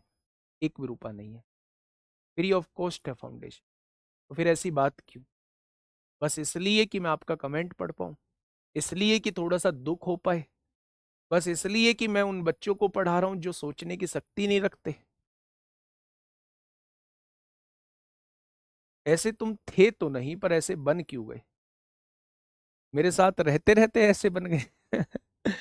ऐसी बात नहीं है मेरे भाई। और थोड़ा सा भरोसा रखा करो। यह दो क्रमागत वर्षों में 8% और 12% बढ़ती है, लेकिन तीसरे वर्ष में 22% घट जाती है। देख रहे हो कैसी कैसी परसेंटेज दी हुई है। कैलकुलेशन बनेगी यहां, हमें एक ट्रिकी अप्रोच के साथ जो है वो बाहर निकलना पड़ेगा। ट्रिकी अप्रोच के साथ जो है वो हमें बाहर निकलना पड़ेगा मेरे भाई। तीसरे वर्ष के अंत में कस्बे की जनसंख्या बाद की पूछना चाह रहा है। ठीक है, देखिए थोड़ा ध्यान से। पहले साल 8% बढ़ी, क्या 8% के बढ़ने का मतलब होता है 2/25?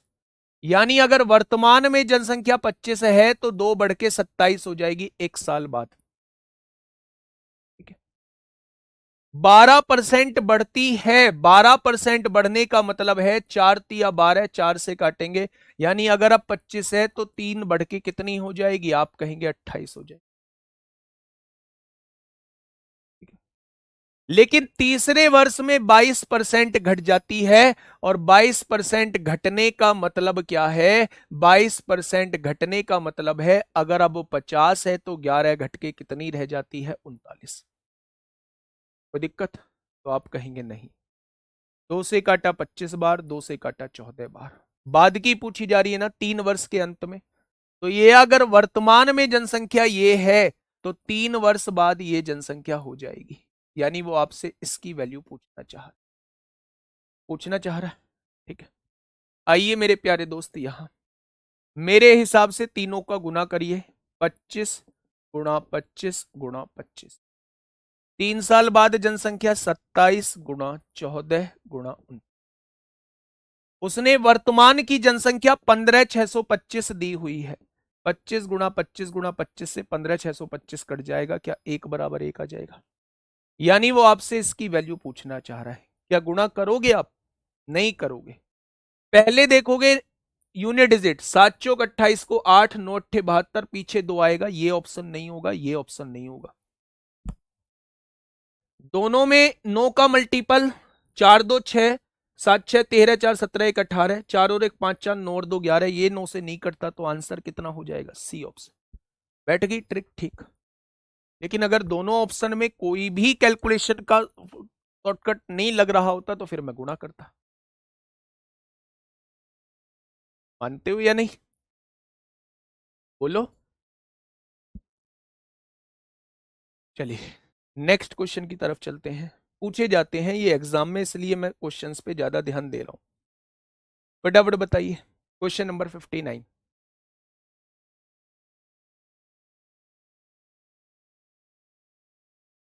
क्वेश्चन नंबर 59 आपके सामने है। क्या कहना चाह रहा है मेरे भाई? क्वेश्चन बताइए, क्या कहना चाहता है मेरे दोस्त? क्वेश्चन देखिए। एक जीवाणु की आबादी पहले 10 मिनट में 6% और फिर अगले 10 मिनट में 10% की दर से बढ़ती है, तो 20 मिनट के बाद उसकी आबादी में हुई कुल प्रतिशत वृद्धि ज्ञात कीजिए।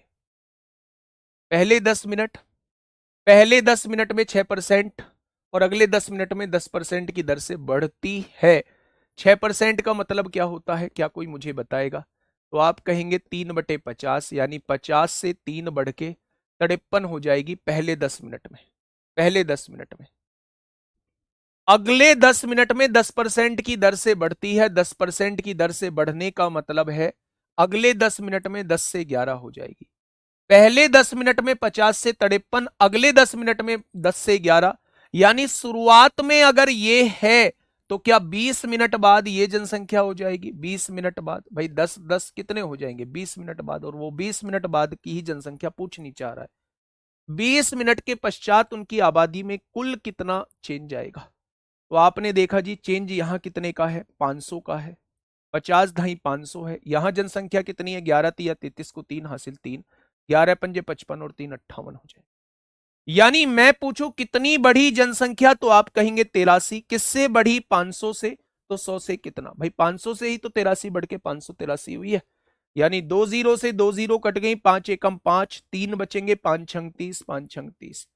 यानी ओवरऑल 16.6 जनसंख्या बढ़ी होगी।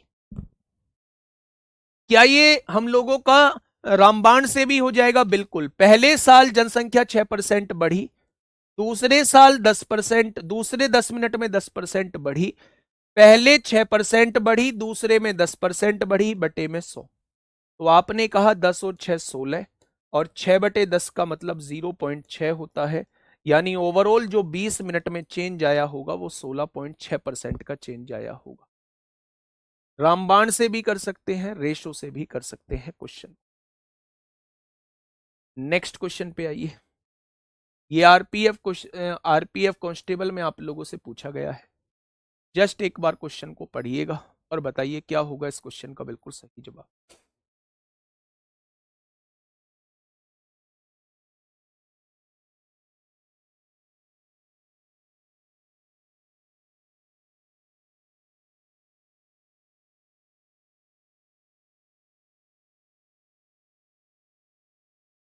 बताइए।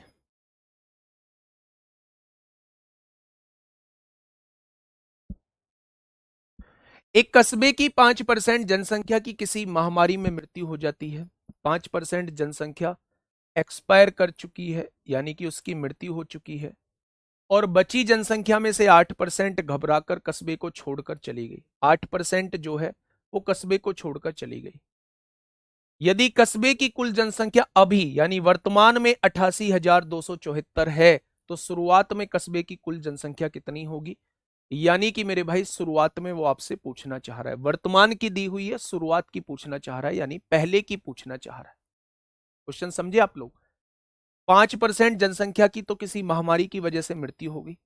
अगर 5% जनसंख्या की किसी महामारी की वजह से मृत्यु हुई है, तो क्या शुरुआत में 20 जनसंख्या रही होगी, एक खत्म हो गया, तो क्या अब जो है महामारी के बाद 19 जनसंख्या रह गई होगी? ठीक है। इसके बाद जो जनसंख्या बची उसमें से 8% घबराकर कस्बे को छोड़कर चली गई। 8% का मतलब होता है 2/25, यानी अगर शुरुआत में 25 जनसंख्या थी तो 2 घबराकर छोड़कर जा चुके हैं, तो क्या वो वर्तमान में 23 रह गई होगी? यानी मेरे भाई शुरुआत में अगर जनसंख्या 20 गुणा 25 रही होगी, तो इन दोनों केसों के बाद जनसंख्या अब वर्तमान में इतनी बच गई होगी। भाई 20 में से एक खत्म हो गया तो 19 बचा, 25 में से 2 चले गए तो 23 बचा, यानी ये बचने वाले लोग हैं, वर्तमान में ये बचने वाले लोग हैं। और वर्तमान में बचने वाले लोग कितने दिए हुए हैं? 88,200। क्या ये दिए हुए हैं? शुरुआत में पूछा है, यानी इसकी वैल्यू वो आपसे पूछना चाह रहा है। चुनाव वाले क्वेश्चन कराऊंगा भाई। जब चुनाव वाले कराऊंगा कहेंगे ताजा फल सूखा फल कराओ, जब ताजे फल सूखा फल कराऊंगा जब कहेंगे पास फेल कराओ। सबसे पहले स्थिर स्थिर करना है अपने आप को, पेशेंस रखना है। सफल भी हो जाओगे जीवन में, पेशेंस नहीं है तो भाई कोई फायदा नहीं है।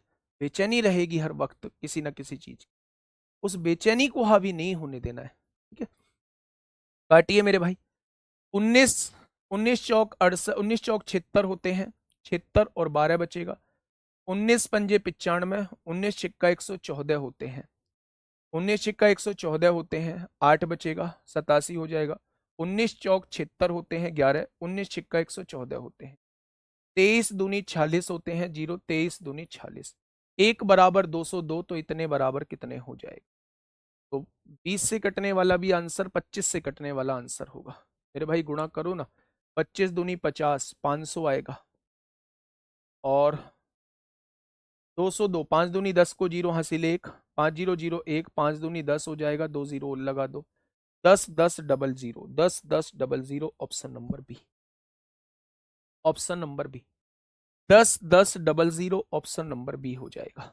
ठीक है भाई, ये मृत्यु के बाद की जनसंख्या है, ये गांव छोड़कर गए उसके बाद की जनसंख्या है। बाद की जनसंख्या ये दी हुई है, शुरुआत की जनसंख्या आपसे पूछी। एक की वैल्यू 202, तो इतने की वैल्यू कितनी हो जाएगी? ठीक है भाई, आइए।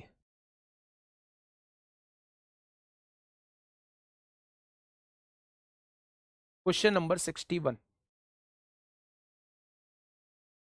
क्वेश्चन नंबर 61 आप लोगों के सामने है, फटाफट मुझे बताइएगा क्या होगा इसका बिल्कुल सही जवाब।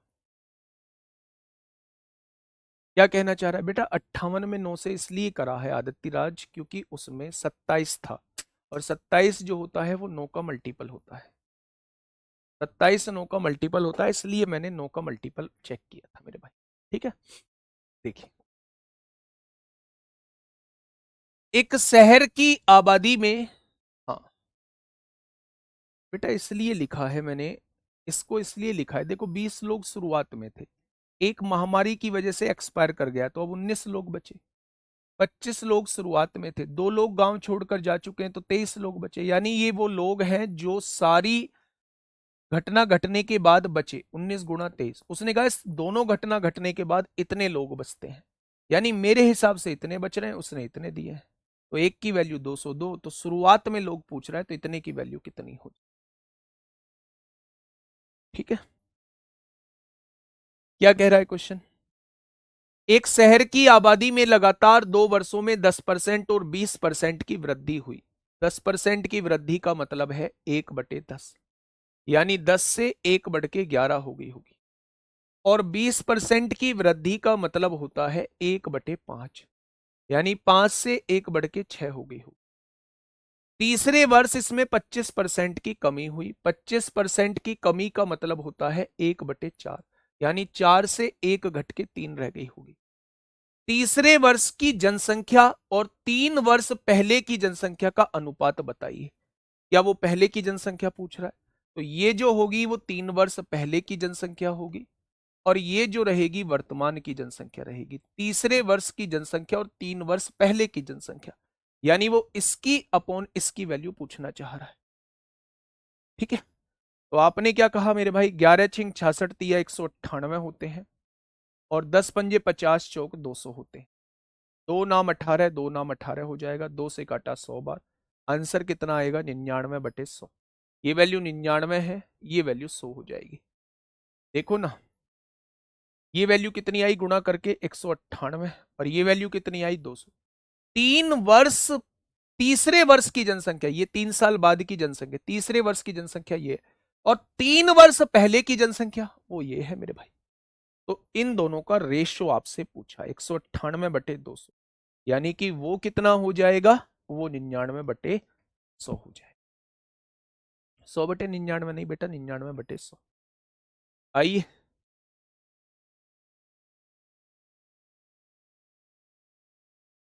थोड़ा सा, थोड़ा सा मेरे भाई घुमाने वाला क्वेश्चन है, जनसंख्या पर ही बेस्ड है, थोड़ा सा पहले से डिफरेंट क्वेश्चन। आज समझेंगे, 2 तरीके इसके बताऊंगा, आज के बाद कहीं दिक्कत आप लोगों को नहीं आएगी। ये होगा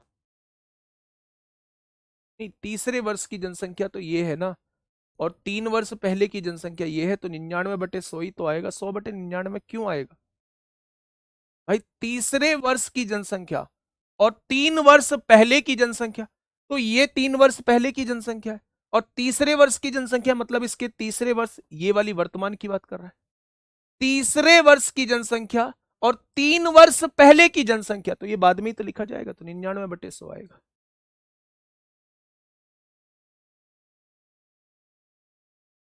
क्वेश्चन नंबर 62,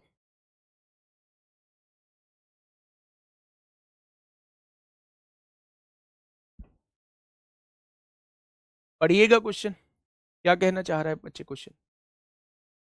देखिए, समझिए, एक शहर की जनसंख्या 8,000 है। शुरुआत में कितनी है भाई साहब? पहले क्वेश्चन पढ़ लेना, एक भी कमेंट मत लिखना, नहीं तो उस कमेंट वाले की चीजें समझ में नहीं आएंगी। यदि पुरुषों की संख्याओं में 8% की, पुरुष की संख्या में 8% और महिलाओं की संख्या में 12% की वृद्धि होती है। क्वेश्चन मैं समझाता हूं। अगर शुरुआत में जनसंख्या 8,000 रही है, शुरुआत में जनसंख्या 8,000 रही है, तो महिलाओं की जनसंख्या में 8% की वृद्धि होती है, जितनी महिलाएं हैं उसमें 8% की वृद्धि होती है, और पुरुषों की जनसंख्या में 12% की वृद्धि होती है, तो जनसंख्या बढ़कर 8680 हो जाती है। तो शहर में महिलाओं की संख्या ज्ञात करें, इस शहर में महिलाओं की जनसंख्या क्या होगी? बताओ। 2 तरीके हैं, जब भी इस टाइप का क्वेश्चन दिया जाए कि महिलाओं में इतने प्रतिशत की वृद्धि हुई, पुरुषों में इतने प्रतिशत की वृद्धि हुई, तो पहला तरीका होता है एलिगेशन, सबसे आसान तरीका होता है। ध्यान से समझना। पहले ये बताओ, शुरुआत में जनसंख्या कितनी थी? 8,000। अब बढ़कर कितनी हो गई? 8680, यानी ओवरऑल 680 बढ़ चुकी। 8,000 से 8680 हो चुकी है, तो इसमें से इसे घटा दो, ओवरऑल 680 जनसंख्या बढ़ चुकी है। यहां पुरुष लिख दो, यहां फीमेल लिख दो, मेल हो गई या फीमेल हो गई। एक बार मान लीजिए कि ये सारे के सारे पुरुष हैं, सारे के सारे पुरुष हैं। अगर ये सारे के सारे पुरुष हैं, 8,000 के 8,000 पुरुष हैं, तो पुरुषों की संख्या में 8% की वृद्धि हुई है। यानी जब मैं 8% बढ़ाऊंगा तो क्या आप मुझे बता सकते हैं 640 की वृद्धि हुई होगी? यानी अगर सारे के सारे पुरुष होते तो क्या मेरे भाई 640 जो है वो पुरुषों की संख्या बढ़ रही होती? अगर सारी की सारी महिलाएं होती, मैंने 8 की 8,000 महिलाएं मान ली, तो 12% की वृद्धि होती है। यानी मेरे भाई उस केस में 12×8 = 960 की वृद्धि। मेरे प्यारे दोस्त, कुछ पुरुष हैं कुछ महिलाएं हैं, दोनों में वृद्धि होने के बाद कितनी वृद्धि हो रही है? तो आप कहेंगे 680 की वृद्धि हो रही। अगर सारे के सारे पुरुष होते तो इतनी वृद्धि, सारी की सारी महिलाएं होती तो इतनी वृद्धि, दोनों को मिला के वृद्धि हो रही है, 680 की वृद्धि हो रही है। घटाइए, 680 में से 640 जाएगा 40, 960 में से 16 में से 8 गया, 8 बचेगा, 280। जीरो से जीरो, यानी एक महिला रहेगी 7 पुरुष, एक महिला 7 पुरुष हो जाएंगे, एक महिला 7 पुरुष हो जाएंगे। दोनों मिला के कितने हैं? 8 लोग हैं। उसने दोनों मिलाकर 8,000 दिए हैं, तो 8 बराबर 8,000, तो 1 बराबर 1,000 हो जाएगा। तो 7 बराबर 7,000, 1 बराबर 1, यानी पुरुषों की संख्या 7,000 होगी और महिलाओं की संख्या 1,000। तो महिलाओं की संख्या पूछी है, जवाब कितना हो जाएगा? 1,000। दूसरा भी तरीका बताऊंगा, दूसरा भी तरीका बताऊंगा। क्या ये चीज समझ में आई? तो आपने कहा जी ये चीज समझ में आ गई। ऐसे क्वेश्चन में क्या करना होता है, सारे के सारों को एक बार पुरुष मान लो, पुरुष की 8% बढ़े, इसका 8% निकाला, 640 आया। सारे के सारे को महिलाएं मान लो, महिलाएं 12% बढ़ी है, 12% निकाला, 960 आया। पुरुष और महिलाओं को मिला के ओवरऑल बढ़ा कितना है? यहां से देख लो, 680 बढ़ा है। ज्यादा वाले में से कम वाला घटाओ, ज्यादा वाले में से कम वाला घटाओ। ये पुरुषों की संख्या आएगी, ये महिलाओं की संख्या, दोनों को जोड़ोगे टोटल जनसंख्या आएगी। उसने 8,000 दी है, 1 बराबर 1,000, तो 7 बराबर 7,000, 1 बराबर। ठीक है, ये बात समझ में आई क्या मेरे भाई?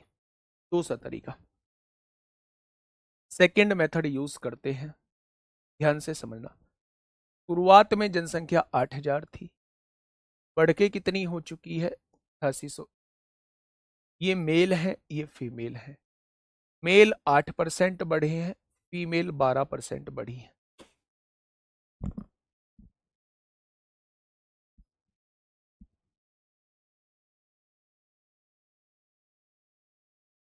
एलिगेशन का तरीका होता है गुड़िया, ये सबसे आसान तरीका होता है। ठीक है, अब देखिए थोड़ा सा ध्यान, कैसे पता करें कि एलिगेशन लगाना है? गुड क्वेश्चन, बढ़िया क्वेश्चन है। एलिगेशन कैसे पता करेंगे? जब भी कोई दो अलग अलग चीजें दी गई हों, दो अलग अलग चीजें दी गई हैं, मुझसे कहा एक बढ़िया क्वालिटी की दाल है, एक बेकार क्वालिटी की दाल है, और इन दोनों को मिलाया गया, एक बीच की क्वालिटी, मीडियम क्वालिटी की दाल तैयार हुई, तो एलिगेशन का कॉन्सेप्ट कहीं लग रहा होगा। मुझसे कहा गया कि फीमेल में इतनी वृद्धि, मेल में इतनी वृद्धि, ओवरऑल इतनी वृद्धि, तो एलिगेशन लग रहा होगा। एक क्लास में लड़कों की संख्या में इतनी वृद्धि, लड़कियों की संख्या में इतनी वृद्धि, टोटल क्लास में इतनी वृद्धि, मतलब दोनों को मिला के जहां ओवरऑल दिया हुआ हो, तो समझ जाना कि वहां एलिगेशन लगना है। ठीक है, ठीक है भाई। चलिए भाई, विपिन कुमार बेटा अब तक तो दुश्मनी नहीं है, पर अब हो जाएगी। इतना कॉपी पेस्ट मत किया करो। क्या पढ़ूं यार, मैं 7,000 कमेंट एक बार में पढ़ लूं? एक बार में पढ़ लूं क्या? मशीन हूं मैं यार, हद होती है किसी बात की। मतलब मैं सुनने के लिए ही थोड़ी ना खड़ा हूं आप लोगों की बस। जब आप लोगों के कमेंट पढ़ता हूं तो अच्छे लोग सुनाते हैं, जब नहीं पढ़ता तो आप लोग उल्टा सीधा बोलते हैं। तो भाई मैं यहाँ सुनने के लिए ही थोड़ी ना खड़ा हूं, मैं पढ़ाने के लिए खड़ा हूं, से पढ़ने दो। नहीं पढ़ना है क्लास छोड़ के चले जाओ।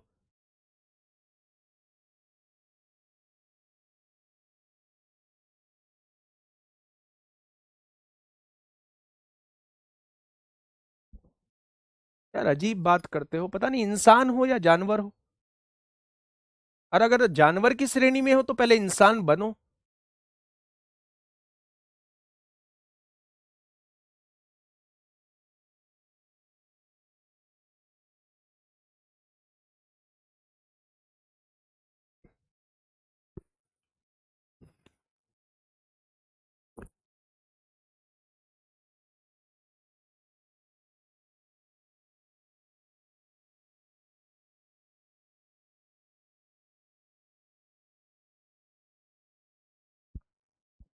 देखिए, दूसरा तरीका,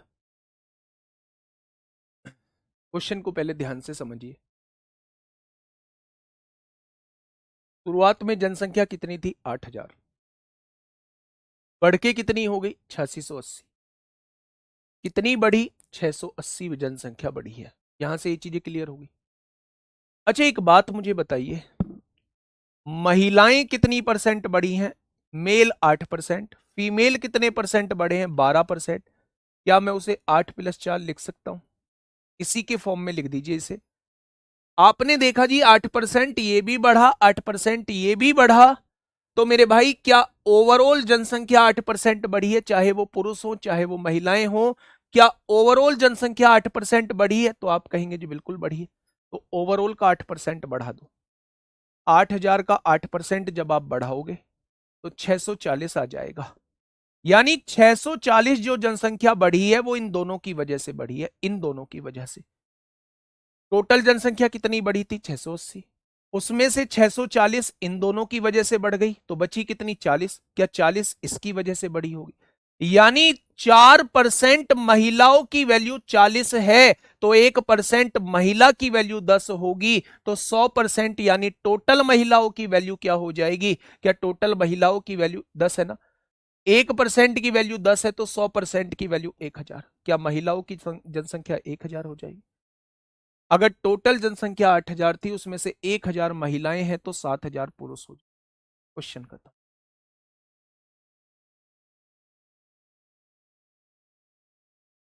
क्वेश्चन खत्म मेरे भाई। ठीक है, ये बात समझ में आ गई क्या? मेरे दोस्त एक बार फिर से समझ लो। शुरुआत में जनसंख्या 8,000 है, बढ़ के 8680 हो गई। मेल जो है वो 8% बढ़े, फीमेल 12% बढ़ी, ओवरऑल जनसंख्या 680 बढ़ गई। मैंने इसको भी 8+4 लिख दिया।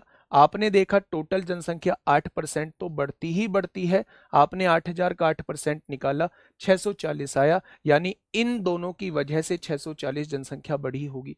टोटल 680 बढ़ी है, कितनी बची? अभी 40 बची है, वो 40 इसकी वजह से बढ़ी होगी।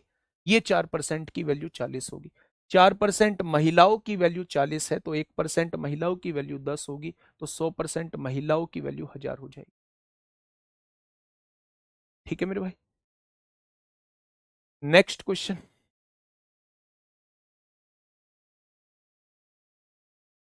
नेक्स्ट क्वेश्चन, ये लास्ट क्वेश्चन है किसका? जनसंख्या का लास्ट क्वेश्चन है मेरे भाई।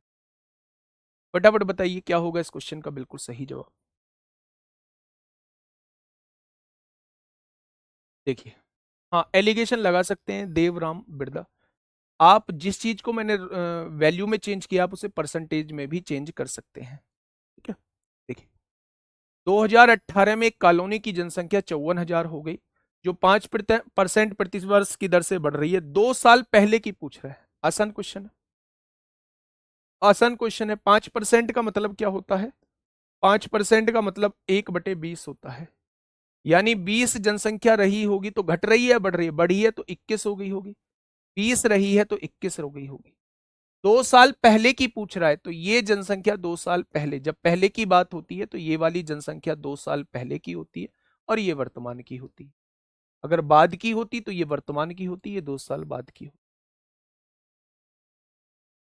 तो मेरे भाई वर्तमान में जनसंख्या इतनी है, 2 साल पहले जनसंख्या इतनी होगी। वर्तमान में जनसंख्या 54,000 दी है, 54,000 दी है, तो एक की वैल्यू कितनी हो जाएगी? 54,000/441 गुणा 400 हो जाएगी। ठीक है, उसने 2 साल पहले की आप लोगों से पूछी है।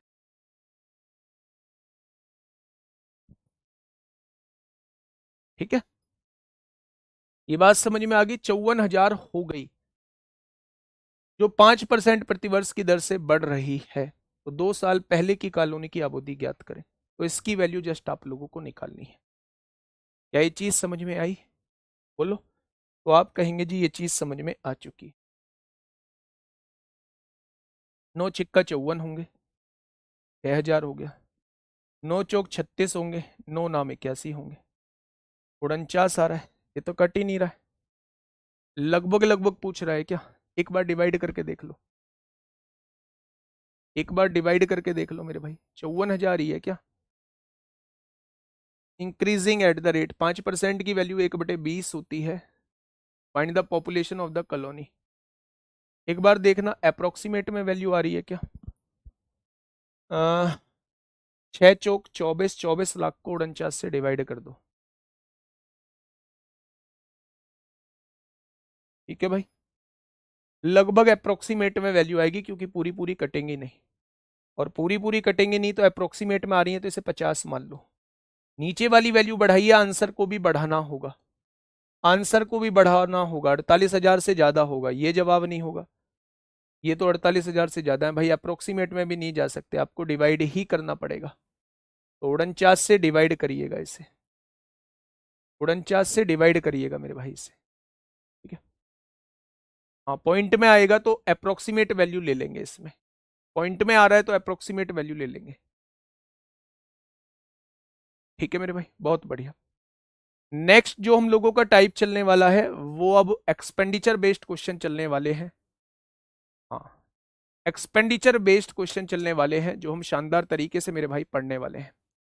ध्यान रखिएगा अपना, थोड़ा सा मैच्योर बनिएगा। मंडे में जो क्लास होगी वो 12 बजे क्लास होगी, तो बेकार में आके टाइम वेस्ट ना करें। 9 बजे फाउंडेशन बैच की क्लास होगी। फाउंडेशन बैच में बहुत सारी नई चीजें पता चलेंगी। जिनका बेस कमजोर है वो जरूर जुड़े, बिल्कुल शुरुआत से, बिल्कुल बेसिक से बहुत अच्छे तरीके से चीजें क्लियर हो रही होंगी। तो याद रखिएगा, पुराने नोट्स को साथ लेकर बैठिएगा और शानदार तरीके से फाउंडेशन से जुड़िएगा। बहुत कुछ आप लोग सीख रहे होंगे। आज के लिए इतना ही। Okay, tata, bye bye.